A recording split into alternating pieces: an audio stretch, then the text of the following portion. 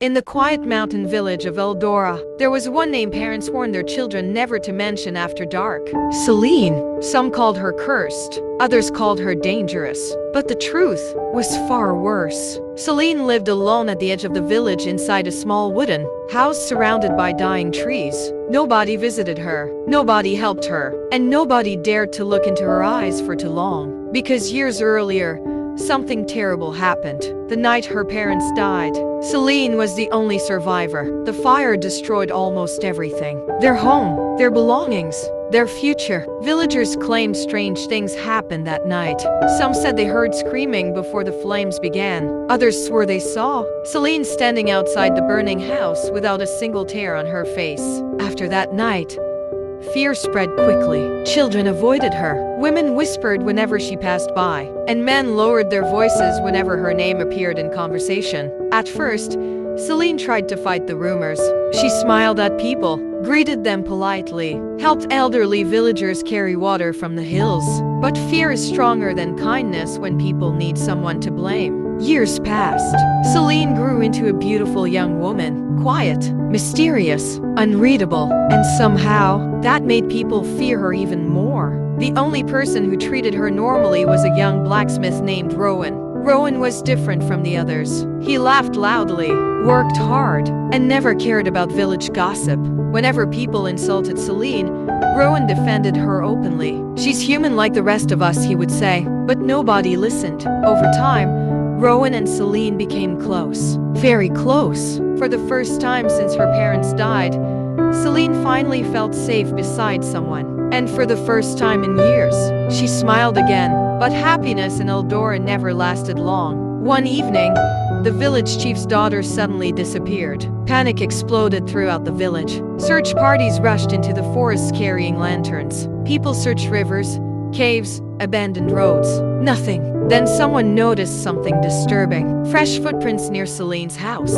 That was all the villagers needed. Within hours, an angry crowd surrounded her home. They screamed accusations, called her a witch, a monster, a curse upon Eldora. Rowan pushed through the crowd desperately. "She didn't do this," he shouted, but fear had already taken control. The village chief stepped forward slowly. His face burned with rage. "If my daughter dies," he said quietly, "you die with her." Selene stood silently at her doorway as hatred surrounded her from every direction. For a moment, she looked completely alone. Then suddenly, someone screamed from the back of the crowd. "The forest!" Everyone turned. A hunter came running down the hill, breathing heavily. "We found something." The villagers rushed toward the northern forest immediately. And there, near an abandoned well, they found the chief's daughter unconscious but alive. Relief spread instantly. But then confusion followed, because beside the girl was something unexpected. A silver necklace, one belonging to Rowan. The crowd turned toward him slowly. Shock covered his face. "That's impossible," Rowan whispered. But nobody believed him. Just hours earlier, he defended Selene passionately. Now his necklace was discovered beside the missing girl. Suspicion spread quickly. The village chief ordered Rowan arrested immediately. Selene watched silently as villagers dragged him away. For the first time, fear appeared in her eyes. That night, Selene could not sleep. Something felt wrong, very wrong. Rowan would never hurt anyone. She knew that better than anyone. So while the village celebrated finding the missing girl alive, Selene made a decision. She would uncover the truth herself, even if the entire village hated her for it. The next morning, she visited the abandoned well secretly. The forest was quiet. Too quiet. Selene studied the area carefully. Broken branches, footprints, signs of struggle. Then she noticed something strange carved into the stone wall near the well. A symbol, one she recognized immediately. Her face changed instantly, because she had seen that symbol before. Years ago, on the night her parents died.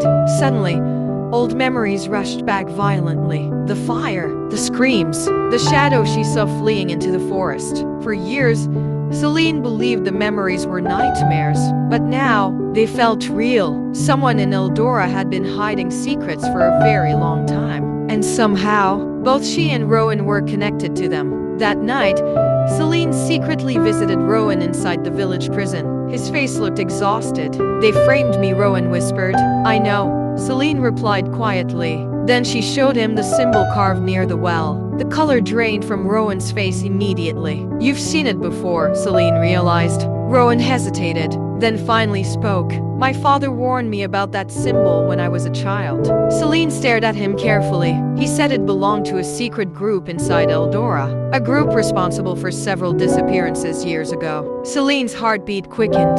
"Why didn't you tell anyone?" "Because everyone involved was powerful." The room fell silent. Then Rowan said something that changed everything. "I think your parents discovered the truth." Selene froze completely. Suddenly, everything began making sense. Her parents' deaths, the rumors, the fear. Someone had turned the village against her intentionally, not because she was cursed, but because keeping her isolated made her easier to control. And now Rowan was being silenced too, because he got too close to her. Selene felt anger rising inside her for the first time in years. Not sadness, not fear, anger. That same night, she returned home and searched through old boxes hidden beneath the floorboards. Inside one dusty chest, she discovered her father's journal. Her hands trembled as she opened it. The pages revealed horrifying secrets. Names, meetings, disappearances, payments, and one final sentence written shakily near the end. "If anything happens to us, the village chief knows the truth." Selene stopped breathing. The village chief, the very man accusing her, the same man pretending to seek justice. Suddenly, footsteps approached outside her house. Selene quickly hid the journal. Then, bang! Her door burst open violently.